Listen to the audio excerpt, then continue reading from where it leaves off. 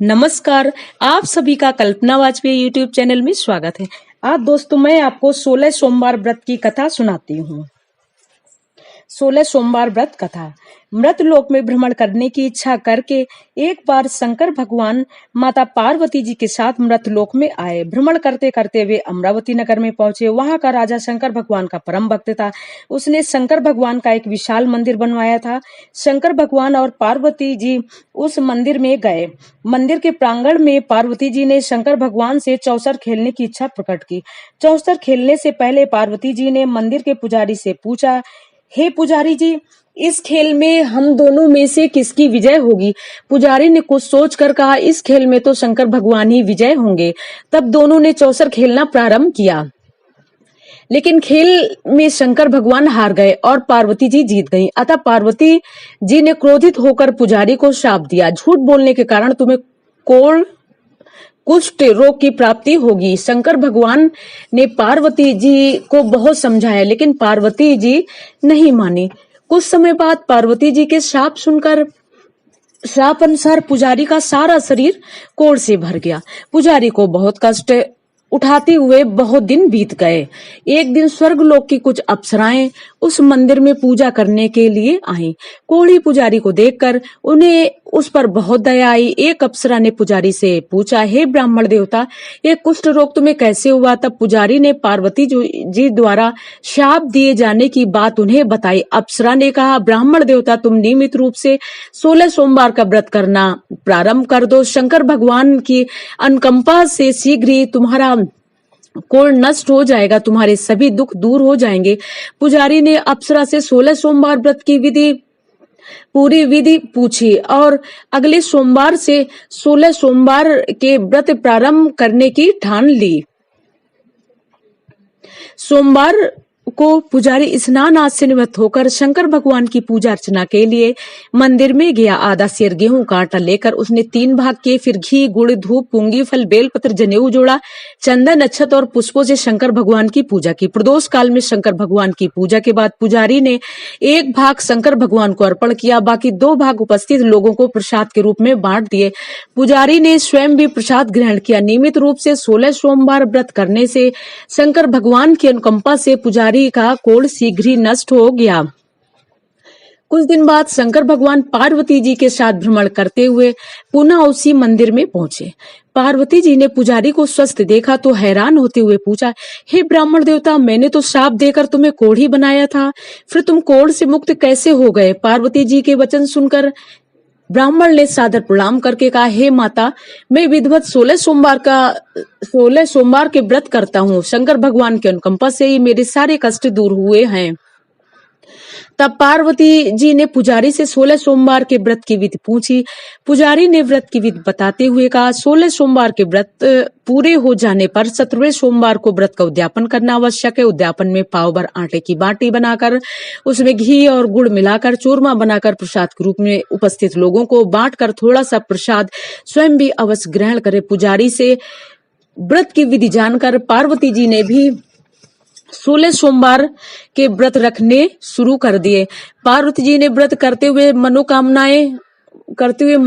की कि उनका पुत्र वापस उनके पास लौट आए। 16 सोमवार पूरे होते ही पार्वती जी ने व्रत का उद्यापन किया तो कार्तिकेय के विचार परिवर्तित हुए और वह पार्वती जी के पास लौट आया। कार्तिकेय ने आते ही पार्वती जी से पूछा, हे माता, आपने ऐसा कौन सा शुभ कार्य किया था जिससे मेरे विचार परिवर्तित हुए और मैं आपके पास लौट आया? तब पार्वती जी ने मुस्कुराते हुए कहा, पुत्र, मैंने विधिवत 16 सोमवार के व्रत किए थे। कार्तिकेय का एक ब्राह्मण मित्र बहुत दिनों से परदेश गया हुआ था। कार्तिकेय ने उस मित्र के लौटने की मनोकामना करते हुए 16 सोमवार के व्रत विधिवत करने आरंभ कर दिए। 17वें सोमवार को कार्तिकेय द्वारा व्रत का उद्यापन करते ही उसके ब्राह्मण मित्र को उसका स्मरण हो आया और वह परदेश से वापस लौट आया। अपने ब्राह्मण मित्र से मिलकर कार्तिकेय बहुत प्रसन्न हुआ। तब ब्राह्मण मित्र ने कार्तिकेय से 16 सोमवार के व्रत के बारे में जानकर विवाह की इच्छा करते हुए 16 सोमवार के व्रत रखने प्रारंभ कर दिए। उस ब्राह्मण मित्र पर भगवान शंकर भगवान की शीघ्र ही अनुकंपा हुई। किसी काम के संबंध में ब्राह्मण मित्र को परदेश जाना पड़ा। उस नगर के राजा की बेटी का स्वयंवर चल रहा था। उस राजकुमारी से विवाह करने के लिए दूर दूर के देशों के राजकुमार स्वयंवर में आए हुए थे। राजा के पास एक हथनी थी। राजा ने स्वयंवर की यह शर्त रखी थी कि उसकी हथनी जिस नव युवक के गले में जयमाला डाल देगी, राजकुमारी का विवाह उसी के साथ किया जाएगा। ब्राह्मण मित्र उस नगर में पहुंचा तो अन्य लोगों के साथ वह भी स्वयंवर स्थल पर पहुंचकर खड़ा हो गया। थोड़ी देर में पूरी तरह सजी हुई हथनी सूंड में जयमाला लेकर वहां आई। सभी राजकुमारों के सामने से गुजरती हुई हथनी अंत में ब्राह्मण मित्र के समीप पहुंची और उसके गले में जयमाला डाल दी। राजा ने खुशी खुशी राजकुमारी का विवाह उस सुंदर ब्राह्मण मित्र से कर दिया। ब्राह्मण मित्र बड़े वैभव से आनंद पूर्वक राजकुमारी के साथ रहने लगा।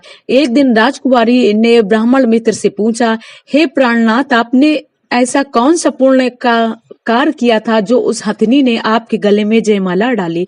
ब्राह्मण मित्र मुस्कुराते हुए बोला, प्रिय, अपने मित्र कार्तिकेय के कहने पर मैंने 16 सोमवार के व्रत किए थे।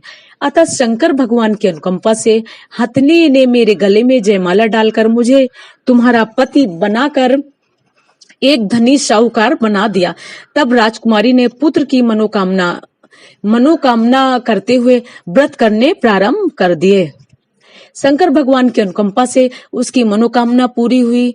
जल्दी ही राजकुमारी गर्भवती हो गई। निर्धारित समय पर उसने एक सुंदर पुत्र को जन्म दिया।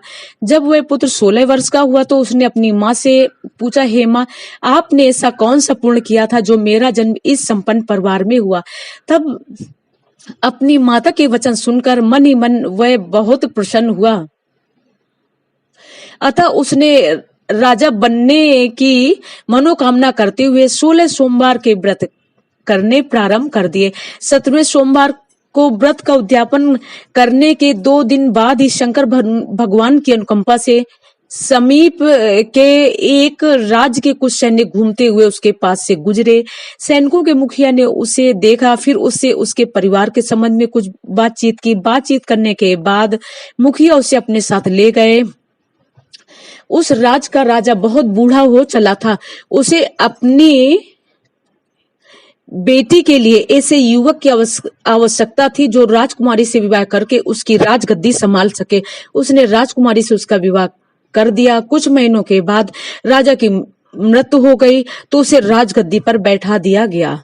16 सोमवार की व्रत करने से उसकी मनोकामनाएं पूरी हुई। राजा बनकर भी ब्राह्मण पुत्र 16 सोमवार के व्रत विधिवत करता रहा। एक बार 17वें सोमवार को जब उस ब्राह्मण पुत्र राजा को व्रत का उद्यापन करना था तो उसने अपनी पत्नी से पूजा की सामग्री लेकर शंकर भगवान के मंदिर पहुंचने को कहा, लेकिन उसकी पत्नी ने लापरवाही बरतते हुए पूजा की सामग्री सैनिकों के द्वारा मंदिर में भेज दी और स्वयं भी पूजा के लिए मंदिर में नहीं गई।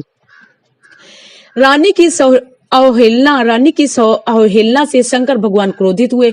तभी मंदिर में आकाशवाणी हुई, राजन, तुम्हारी पत्नी बहुत भाग्यहीन है, उसे तुरंत अपने महल से निकाल दो, नहीं तो तुम्हारा सर्वनाश हो जाएगा। आकाशवाणी सुनकर राजा भयभीत हो उठा और उसने तुरंत रानी को महल से बाहर निकाल दिया। चलते चलते रानी एक नगर में पहुंची। रास्ते में उसे एक बुढ़िया मिली। वह बुढ़िया सूत काटकर उसे बेचने ले जा रही थी। सूत का गट्ठर भारी होने के कारण बुढ़िया से उठ नहीं रहा था। बुढ़िया ने रानी से उस गट्ठर को उठाकर ले चलने को कहा। रानी ने गट्ठर सिर पर रख लिया, लेकिन अभी वह कुछ कदम ही चली थी कि बड़ी तेज आंधी चलने लगी। उस आंधी में बुढ़िया का सारा सूत उड़ गया। अतः बेचारी बुढ़िया उस रानी पर अपने भाग को कोसती हुई वापस अपने घर लौट गई।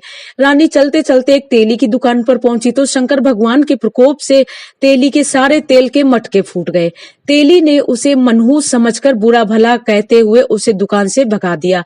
अपने भाग को कोसती भूखी रानी आगे चल पड़ी। रास्ते में उसे बहुत तेज प्यास लगी। वह एक सरोवर में पानी पीने के लिए सीढ़ियां उतरी। जैसे ही उसने पानी को स्पर्श किया तुरंत उसमें कीड़े मकोड़े तैरने लगे। प्यास से उसका बुरा हाल होने लगा। तेज धूप से बचने के लिए रानी एक घने पेड़ के नीचे बैठी तो पलक झपकते ही उस पेड़ के सारे पत्ते टूटकर बिखरते चले गए। तब रानी दूसरे पेड़ के नीचे जा बैठी। उस पेड़ के भी सारे पत्ते टूटकर बिखर गए। समीप ही कुछ चरवाहे अपने गाय चरा रहे थे। उन्होंने बिना पतझड़ के पेड़ों के पत्ते झड़ते हुए देखे तो रानी को मनहूस मानकर उसे पकड़कर समीप के मंदिर में पुजारी के पास ले गए। उन्होंने मनहूस रानी की सब बातें पुजारी से कही। पुजारी ने रानी को मंदिर में रख लिया, लेकिन रानी जब भी भोजन बनाती वह तुरंत सड़ जाता। जल भर कर लाती तो उसमें कीड़े तैरने लगते। तब पुजारी ने रानी से पूछा, हे पुत्री, तुमसे ऐसी कौन सी भूल हुई है जो शंकर भगवान तुम्हें इतने कष्ट दे रहे हैं? रानी ने पति के आदेश पर पूजा सामग्री स्वयं न ले जाकर सैनिकों के हाथ मंदिर भेजने की सारी कथा पुजारी को कह सुनाई। इस पर पुजारी ने कुछ सोचकर कहा, हे पुत्री, तुम 16 सोमवार के व्रत किया करो, शंकर भगवान तुम्हारे सारे कष्ट दूर करेंगे। रानी ने विधिवत 16 सोमवार के व्रत करने प्रारंभ कर दिए। 17वें सोमवार को रानी के व्रत का उद्यापन किया।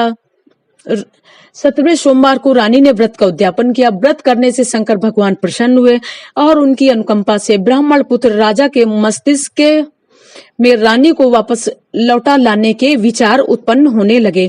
राजा ने तुरंत सैनिकों को बुलाकर रानी को ढूंढकर लाने का आदेश दिया। सैनिक नगर नगर रानी को ढूंढते हुए मंदिर में पुजारी के पास पहुंचे। रानी को पहचान कर उन्होंने राजा की आज्ञा सुनाई। पुजारी ने कहा, मैं रानी को ऐसे नहीं भेजूंगा, राजा स्वयं यहाँ आकर रानी को सम्मान के साथ लेकर जाए। तब राजा स्वयं पुजारी के पास पहुंचकर आदर पूर्वक बोला, महाराज, मैं रानी को महल में ले जाना चाहता हूँ। पुजारी ने खुशी खुशी रानी को राजा के साथ विदा किया। रानी को वापस आया देखकर नगर के लोग बहुत प्रसन्न हुए। पूरे नगर में खुशियां मनाई गईं। राजा ने ब्राह्मणों को भोजन कराया और निर्धनों को अन्न, वस्त्र और धन दान दिया। शंकर भगवान की अनुकंपा से रानी के एक सुंदर पुत्र उत्पन्न हुआ। शंकर भगवान की अनुकंपा से ब्राह्मण पुत्र, राजा और रानी जीवन पर्यंत आनंद पूर्वक रहे। अंत में मोक्ष को प्राप्त करके दोनों शंकर भगवान के निवास स्थल कैलाश पर्वत पर पहुंचे। मनसा वाचा कर्मणा, जो स्त्री पुरुष 16 सोमवार के विधिवत व्रत करते हैं, शंकर भगवान की अनुकंपा से वे उसी आनंद पूर्वक जीवन यापन करते हुए शिवधाम को जाते हैं। अपना कीमती समय को देने के लिए आपका बहुत बहुत धन्यवाद। श्री शिवाय नमस्तुभ्यम।